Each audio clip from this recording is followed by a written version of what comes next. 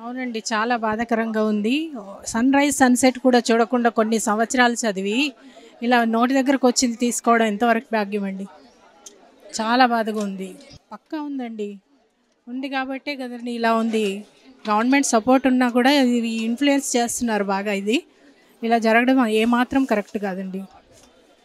న్యాయం జరిగేలా చూసుకోవాలి. మేము నిజామాబాద్ అండి.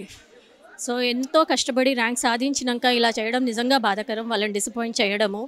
ఎన్ని త్యాగాలు చేస్తే ఈ ర్యాంక్ వచ్చి ఉంటుంది వాళ్ళకి. మేము పైసా పైసా కూడబెట్టి చదివించాము పిల్లల్ని.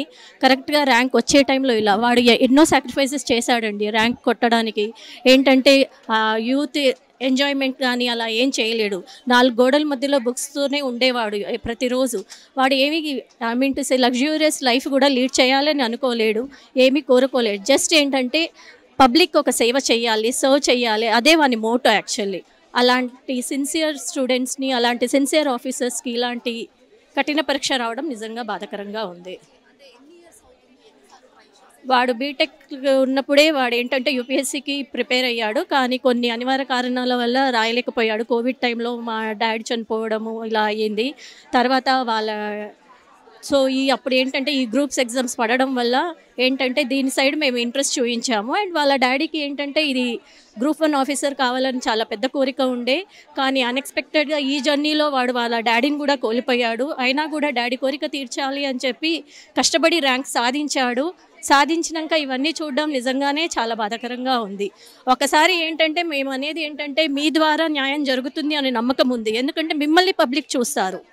సో మీరు పబ్లిక్కి మా బాధని కన్వే చేస్తారని మేము మీ వేదిక పైనకి ఇందుకొని వచ్చాము. ఏం కావాలండి, కష్టపడి ర్యాంక్ సాధించారు, వాళ్ళకి అపాయింట్మెంట్స్ ఇవ్వాలి అంతే. మేము కోరేది ఏమీ లేదు. వాళ్ళు కష్టపడి ర్యాంక్ సాధించారు, వాళ్ళ అపాయింట్మెంట్స్ వాళ్ళకి ఇవ్వండి. బికాజ్ ఏంటంటే ఇప్పటికీ 3 టైమ్స్ రాశారు, ఇంకెన్నిసార్లు రాస్తారో, వాళ్ళకి ఎలాంటి ఇంట్రెస్ట్ ఉంటుంది చెప్పండి, నమ్మకం ఏముంటుంది. సో అది మేము మీకు కన్వే చేయాలనుకుంటున్నాం. మాకు వచ్చినప్పుడు చాలా సంతోషంగా ఉన్నది. మా పెద్ద బాబు పెళ్ళి కుదిరింది, మా బాబు గ్రూప్ 1లో వచ్చిందని చాలా సంతోషపడ్డాము.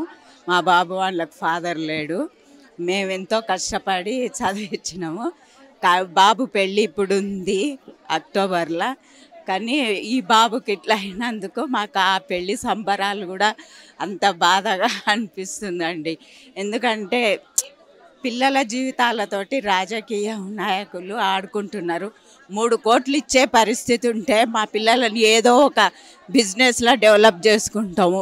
లేకుంటే వాళ్ళ బాబుల్లాగా మా పిల్లలను కూడా వాళ్ళ పిల్లలను పంపించినట్టు మేము కూడా విదేశాలకు పంపిస్తుంటాం. కానీ మాకు అంత పరిస్థితి ఇక్కడనే ఉండాలి, ఇక్కడనే గవర్నమెంట్ జాబ్ కొట్టాలని మాకు చాలా కోరిక ఉన్నది. కానీ మా కోరికలు నెరవేర్చాలని మీడియా వాళ్ళకు కోర్టు వారిని 5 years నుంచి అండి అశోక్ నగర్లో రూమ్ ఫ్రెండ్స్ అందరు కలిసి రూమ్ తీసుకొని వాళ్ళకు వచ్చి రాని వంటలు చేసుకొని తిని ఒకటే పూట ఏ రాత్రో వండుకొని పండుగలకు కూడా ఇంటికి రాకపోయేది. చాలా కష్టపడ్డారు గ్రూప్ 1 కొట్టాలని. అది వాళ్ళ నాన్న కోరిక కూడా. కానీ ఆయన ఇప్పుడు ఉంటే ఎంత సంతోషం ఉండునో అది చెప్పరాదు. కానీ మా బాబు పెళ్ళి సంబరాలు కూడా మాకు దగ్గరకు వచ్చే కొద్దీ ఈ బాధ ఎక్కువ ఉందండి.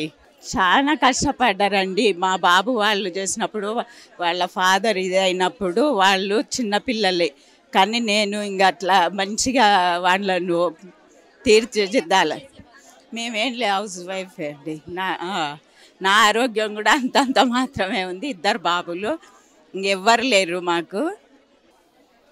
ఏముందో కానీ మా బాబుకైతే అన్యాయం చేశారండి. మంచి సాఫ్ట్వేర్ జాబ్ వదిలేసి 5.5 సంవత్సరాల నుంచి ప్రిపేర్ అవుతూ కుటుంబంలో ఏ ఫంక్షన్కి రాకుండా సోషల్ మీడియాకి దూరంగా ఉండి ఎంత కష్టపడి చదివిండో 1, 2, 3, 4 సాధించుకుంటూ మా బాబు యూపీఎస్సీకి కూడా 2 సార్లు మెయిన్స్కి వెళ్ళాడు, ప్రిలిమ్స్ రాశాడు. అంత కష్టపడి చదివితే 3 కోట్లు పెట్టుకొని మా గుండెల్లో యారోస్ దింపుతున్నారండి. అసలు అలా ఎలా మాట్లాడడానికి వస్తుంది అసలు?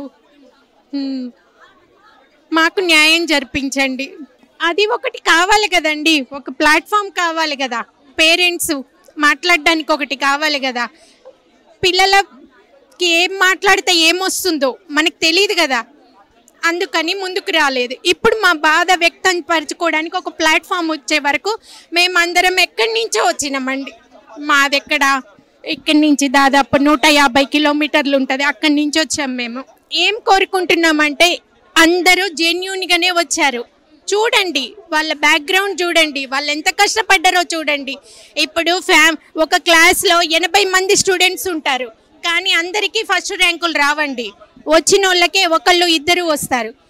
పేరెంట్స్ చూపించేది కూడా అలాగే ఉంటుంది. అంతే అండి, నేను చెప్పేదైతే అదే అండి. ఇలా కాదు, మా పిల్లల్ని ఏదో గొప్ప భవిష్యత్తు వస్తుందని చెప్పి చదివించాము, ఎంకరేజ్ చేసాము. మా పాప బీటెక్ చేసి ఆ కెరియర్ వదులుకుని ఇటువైపు వచ్చింది, సాధిస్తుంది అనుకున్నాం. 8 years అయింది, యూపీఎస్సీ ప్రిపేర్ అయింది, ఉస్మానియాలో ఎల్ఎల్బీ చేసింది, చేస్తూనే ఉస్మానియాలో ఎల్ఎల్బీ చేసింది, 2 గోల్డ్ మెడల్స్ సాధించింది. 3వ సారి ఇప్పుడు ఈ గ్రూప్ 1 సాధించటం, 2 సార్లు క్యాన్సర్ అయింది, 3వ సారి జాబ్ వచ్చింది అనుకుంటున్నాం. ఇలా అయింది. 8 ఏళ్లలో మేము చాలా సఫర్ అయ్యాము. తను ఎక్కడికి రాదు, ఏం పార్టిసిపేట్ చేయదు, సినిమాలు రాదు, ఫంక్షన్లకు రాదు అని చుట్టూ ఉన్న వాళ్ళంతా చుట్టాలంతా అనటము, మ్యారేజ్ పోస్ట్ పోన్ చేయటం. మేము ఆడపిల్లకి ఇంకా ఏంటి ఉద్యోగాలు వస్తాయా పెడతాయా, ఎందుకు ఇలా ఒప్పుకుంటున్నారు మీరు, మ్యారేజ్ చేయరేంటి ఇంకా చాలా ఫేస్ చేసాము. ఇంకా వస్తుంది, ఏదో రోజు వస్తుందని చెప్పి ఆస్తూనే ఉన్నాం. మేము కూడా అది సాధించింది, హ్యాపీగా ఉన్నాము. అదంతా ఒట్టిదమ్మా. ఎవరు 3 కోట్లు పెట్టేవాళ్ళు కష్టపడి చదవరు. చదివి రాస్తే వాళ్ళకి విలువ తెలిసేది. రాసిన వాళ్ళు మాట్లాడితే అనుకోవాలి, చదువులు తెలిసిన వాళ్ళు మాట్లాడతారు, చదువులు తెలవని వాళ్ళు అలా మాట్లాడతారు. 3 కోట్లు ఎక్కడి నుంచి వస్తాయి? 3 కోట్లు వచ్చేవాళ్ళు పిల్లల్ని గ్రూప్ వైజ్ పంపించి సంవత్సరాలు పెళ్ళిళ్ళు చేయకోకుండా, పిల్లలు రాత్రింపక నిద్రాహారాలు లేకుండా కష్టపడాల్సిన అవసరం లేదు. ఎంజాయ్ చేస్తారు లైఫ్. కావచ్చు, మాకు అంత లోతుగా తెలియదు. మేము ఇంట్లో ఉండి ఏదో పిల్లల్ని చదివించుకుని ఇంట్లో పని చేసుకునే వాళ్ళ పిల్లల కోసం మేము బయటికి రావాల్సి వచ్చింది. మా బాధ చెప్పుకోవడానికి, మీడియా ద్వారా చెప్పుకోవడానికి మేము బయటికి రావాల్సి వచ్చింది. అంతేగాని మా పిల్లలకి న్యాయం జరగాలి. మా పిల్లలు కష్టపడే రాశారు. నా పాప గురించి అది తెలుసు. అలాగే అందరి పిల్లలు పేరెంట్స్ అదే చెప్తున్నారు. అందరూ కష్టపడి రాసిన వాళ్ళే, అందరూ మెరిట్ స్టూడెంట్సే. మరి రాని వాళ్ళు ఉంటే నెక్స్ట్ టైం వస్తుంది, మళ్ళీ రాసుకోవాలి. వ్యవస్థ అంటే అంతే కదా. కాంపిటేటివ్ ఎగ్జామ్స్ అంటే ఏంటి, కొంతమందికే వస్తుంది, పోస్టులు అంతా అంతే వస్తుంది. ఇంకేం చెప్తాం అంతకన్నా. నా పేరు, నేను గౌషమైల్ నుంచి వచ్చినమ్మా. పేరు పద్మాగౌడు. నాకు ప్యూర్ బాబు ఆదర్శ్ గౌడు. 344 ర్యాంక్ వచ్చింది. 25 సంవత్సరాల నుంచి పార్కింగ్ చేసుకుంటా నా కొడుకుని చదివించుకుంటున్నా. 3 పిల్లలు, నాకు 2 కొడుకులు, ఒక అమ్మాయి. అయితే చదివించే స్తోమత లేక పెద్దోనికి డిగ్రీ కాగానే బంద్ చేయించిన. పాప చదువుకుంటూ జాబ్ చేసుకుంటూ చదువుకుంది, ఎంబీఏ చేసింది. అయినా ఒక్కరికి చదివించడానికి ఎంత కష్టపడ్డాం. ఒక్కరు చదివితే చాలు అనుకున్నాం. చాలు అనుకున్న మూమెంట్లో ఇప్పుడు కూడా పార్కింగే చేస్తున్నా. నేను పార్కింగ్ చేసుకుంటూనే చదివిస్తున్నా. ఇప్పటికి కూడా మళ్ళీ నోటికాడి ముద్దను తీసేసినట్టు అన్నీ అయిపోయిన తర్వాత ఇది రాంగ్ అని అనిపించట్లేదా? గవర్నమెంట్ ఏం చేస్తుంది? గవర్నమెంట్ సపోర్ట్ చేయాలి కదా, మాకు న్యాయం అంటూ జరగదా? మాకు ఎప్పుడు లైఫ్ లాంగ్ ఇదే జరుపుకుంటూ పోవాలన్నా? 32 సంవత్సరాలు, ఇంకా మా అంటే ఇంకొక 5 సంవత్సరాలు కష్టపడుతుండొచ్చు. దాని తర్వాత కస్టమర్ స్తోమత కూడా లేదు. ఇప్పుడు మా అబ్బాయి చేయాలంటే, సాఫ్ట్వేర్ జాబ్ చేయాలంటే ఈ 7-8 years నుంచి చదువుతున్నాడు. ఆ జాబ్ చేసుకుంటే మేము ఎక్కడో వెళ్ళిపోతుంటాం కదా. ఆ 3 కోట్లు 5 కోట్లైనా సంపాదిస్తుంటాం. ఆ 3 కోట్లు లేకనే కదా ఒక గవర్నమెంట్ ఎంప్లాయీ ఉంటే. మా ఫ్యామిలీనే చదువుకున్న వాళ్ళు లేరు, మా అబ్బాయి తప్ప. అందరు డిగ్రీ, అది కూడా మా పిల్లలే మట్టుకే. రాత్రి బాగా కష్టం, ఏం సంపాదన లేకుండా, బ్యాక్గ్రౌండ్ లేకుండా కష్టపడి పైకి వచ్చినామమ్మ. కాకపోతే ఇవన్నీ నిరూపిదాకా కూడా మేము వదిలిపెట్టాము. ఎందుకంటే మాకు 3 కోట్లు కాదు, 3 లక్షలు కూడా మాకు బ్యాలెన్స్ లేదు.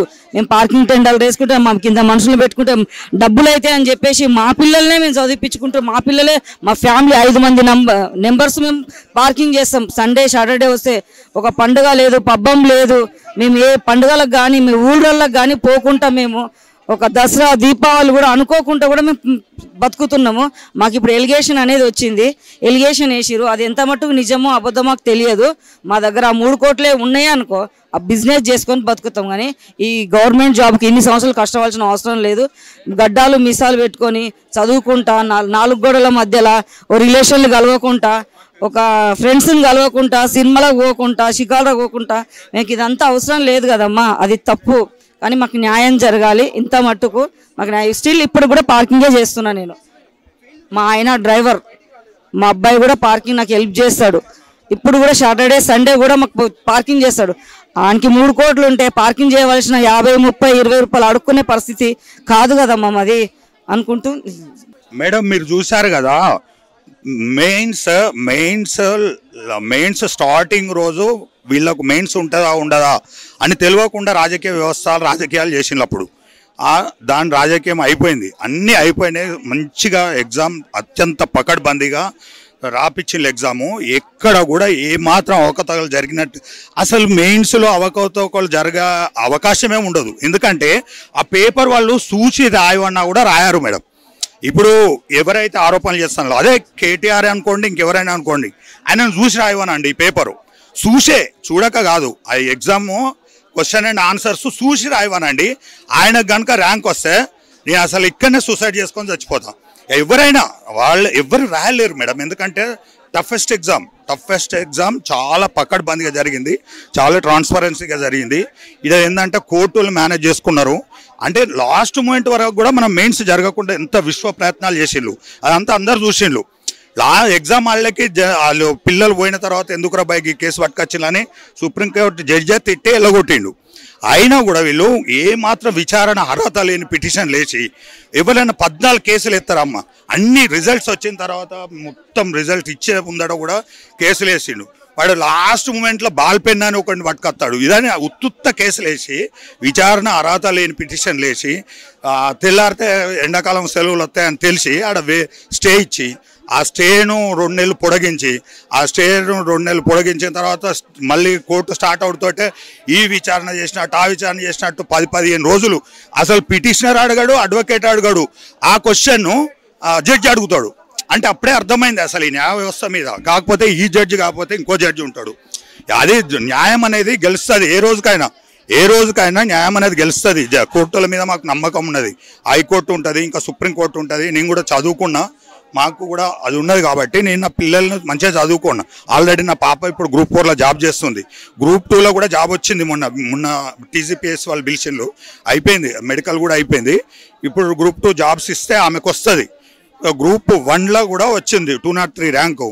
అది ఏదో మంచి పోస్ట్ వస్తుంది, మంచి సంబంధాలు దొరుకుతాయి, నా పిల్లలు మంచిగా ఉంటారు. చిన్న పాప కూడా వెటర్నరీ డాక్టర్.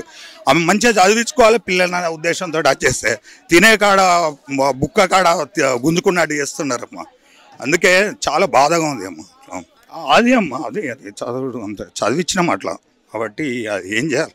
ఇక కోర్టులు అట్లుండే, కోర్టులు మన న్యాయ వ్యవస్థ, మన జ్యుడిషియరీ వ్యవస్థ అట్లున్నది. మన ఈ 4th ఎస్టేట్ అయినా మీరే తీసుకుపోవాలి జనాల దగ్గరికి. వాళ్ళు ఏంటంటే ఏదేదో అసత్య ప్రచారాలు మా మీద చేస్తాండి. ఆ చేసిన ప్రచారాలను ఇప్పుడు మామూలు మీడియా వల్ల అయినా చిన్న ఛానళ్ళలో అయినా ఎవరైనా కూడా అసత్య ప్రచారాలు చేసినప్పుడల్లా గుండె తరుక్కుపోతుంది. కానీ మాకు అవకాశం రాలేదు. అది ఇక మాకు అసలు కోలుకోలేకపోతాను. ఇది రాజకీయ నాయకుల యొక్క కుట్రపూరితంగా ఇప్పుడు ఈ రిజల్ట్ను ఈ ఉద్యోగాలను అడ్డుకుంటున్నారు కొంతమంది రాజకీయ నాయకులు. వాళ్ళ పిల్లలే కనుక ఉంటే ఇలా జరిగేదా? కాదు. కనుక వాళ్ళ రాజకీయ నాయకుల స్వప్రయోజనాల కోసం ఈ స్టూడెంట్స్ను వాళ్ళు బలి చేస్తున్నారు. దయచేసి ఈ పిల్లల చదువును మీరు అపహాస్యం చేయకుండా, ఈ పిల్లల చదువును మీరు అపహాస్యం చేస్తున్నారు. అంటే వాళ్ళు ఇన్ని రోజులు కష్టపడి చదివిన తర్వాత మీరు ఒక 3 కోట్లతోటి మీరు ఉద్యోగాలు కొనుక్కున్నారంటే 3 కోట్లు ఇచ్చి డబ్బులు ఇచ్చి ఉద్యోగాలు కొనుక్కున్నట్లయితే ఇన్ని సంవత్సరాలు కష్టపడి చదవాల్సిన అవసరమే లేదు కదా. మాకు 3 కోట్లు పెడితే మాకు ఉద్యోగాలు వస్తాయని చెప్పి అదే ధీమాలో ఉంటాయి కదా. మేము లేదు మన కోర్టు తీర్పు వచ్చిన తర్వాత చేశారు. ఆదైనా కూడా వాళ్ళు కోర్టు తీర్పు రాకముందు ఒక్క రోజైనా వాళ్ళు ఆరోపణ చేసినలా చేయలేదు. ఎప్పుడైతే కోర్టు తీర్పు వచ్చిన తర్వాత వాళ్ళు 3 కోట్లని అసత్య ఆరోపణలు చేస్తున్నారు. మీరు 3 కోట్లని మీరు అన్నప్పుడు మీరు అదే న్యాయస్థానం ముందర పెట్టవచ్చు కదా. న్యాయస్థానం ముందు పెట్టి మీరు నిరూపిస్తే దాని మీద న్యాయస్థానము ఒక యాక్షన్ తీసుకుంటుంది కదా. దాని మీద విచారణ జరుపుతుంది కదా. విచారణ జరిగి దీన్ని రద్దు చేయాలా ఏం చేయాలనేది న్యాయస్థానం నిర్ణయం తీసుకుంటుంది కదా.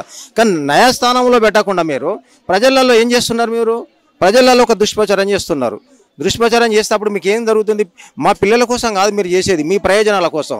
అంటే ఈ గవర్నమెంట్కు మీరు వ్యతిరేకంగా పనిచేస్తే మీరు రాజకీయంగా ఈ గవర్నమెంట్ మీరు బదనాం చేసి రాజకీయంగా మీరు ఎదగాలని మీరు చూస్తున్నారు. కానీ మీ రాజకీయ ఎదుగుదల లోపల ఒక మంచి చదువుకున్న ర్యాంకర్లు, చదువుకున్న విద్యావంతులు వాళ్ళు ఇక్కడ అన్యాయం అయిపోతున్నారు. అది వీళ్ళు ఆలోచించట్లేదు.